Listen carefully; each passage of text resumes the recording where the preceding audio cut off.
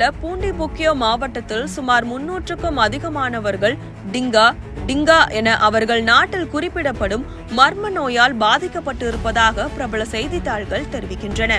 இந்த வைரஸ் பெரும்பாலும் பெண்கள் மற்றும் சிறுமிகளை குறிவைத்து தாக்குகிறது. அதிகப்படியான உடல் நடுக்கம் மற்றும் காய்ச்சல் போன்ற சிக்கல்கள் இவற்றின் முதன்மையான அறிகுறிகளாக உள்ளன. இது உடல் இயக்கத்தையும் கடுமையாக பாதிக்கிறது எனவும் கண்டறியப்பட்டுள்ளது. இந்த நோயினால் பாதிக்கப்பட்டோருக்கு காய்ச்சலும் அதிகமான உடல் நடுக்கமும் ஏற்பட்டு எழுந்து நடப்பதில் கூட சவாலை உண்டாக்கியிருப்பதாக கூறப்படுகிறது.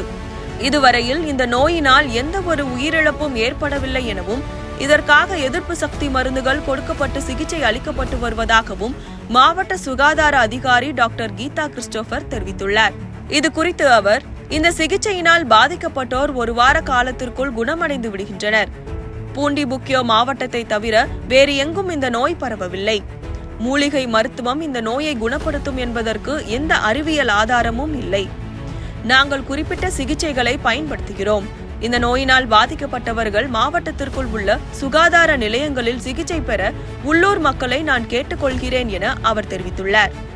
இந்த நோய்க்கான மாதிரிகள் சேகரிக்கப்பட்டு அந்நாட்டு சுகாதாரத்துறை அமைச்சகத்திடம் ஆய்வுக்காக அனுப்பப்பட்டுள்ள நிலையில் விரைவில் இந்த நோய் குறித்த அதிகாரப்பூர்வ தகவல்கள் வெளியாகும் எனவும் எதிர்பார்க்கப்படுகிறது.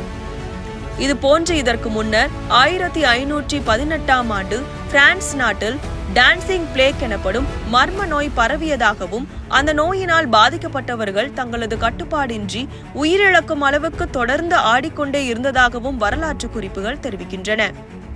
இதற்கிடையில் மற்றொரு ஆப்பிரிக்க நாடும் மர்மமான வெடிப்பை காண்கிறது.